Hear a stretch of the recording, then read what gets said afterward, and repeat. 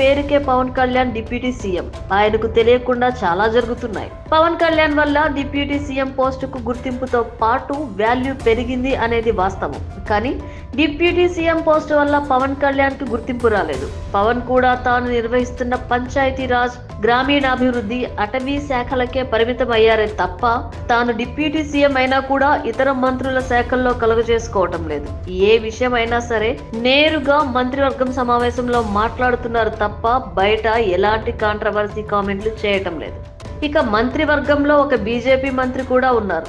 ఆయన కూడా మౌనంగా తన పని తాను చేసుకుపోతుంటారనేది వాస్తవం. వైద్య ఆరోగ్య శాఖ నిర్వహిస్తున్న సత్యకుమార్ ప్రతి పని విషయంలో చాలా క్లారిటీగా ఉన్నారు. బిల్లుల మంజూరు విషయంలో కూడా ఆయన స్పష్టమైన ఆదేశాలు ఇచ్చారు.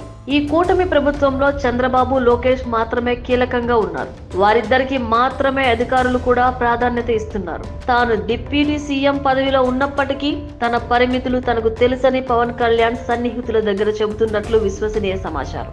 పవన్ కళ్యాణ్ ను బాధ పెట్టే విధంగా సీఎం చంద్రబాబు, మంత్రి లోకేష్ చేయరన్నది వాస్తవం. సీఎం చంద్రబాబు పదే పదే పవన్ తో పొత్తు ప్రస్తావన గురించి వ్యాఖ్యానిస్తుంటే పవన్ ను తన సోదరుడంటూ లోకేష్ ఇప్పటికీ చెబుతూనే ఉన్నారు.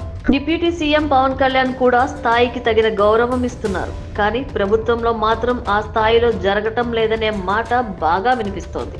ఏది ఏమైనా కూటమి ప్రభుత్వంలో టీడీపీ అధికారమే ఎక్కువగా స్పష్టంగా కనిపిస్తోంది. సీఎం చంద్రబాబు కన్నా మంత్రి లోకేష్ హవానే ఎక్కువగా వీస్తుందనే మాట బాగా వినిపిస్తోంది.